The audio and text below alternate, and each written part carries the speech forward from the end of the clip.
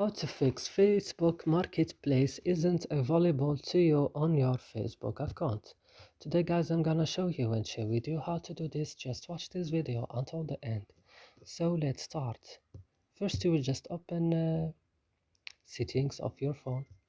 Then you will go directly to apps, and on apps you will scroll down and you will go to Facebook.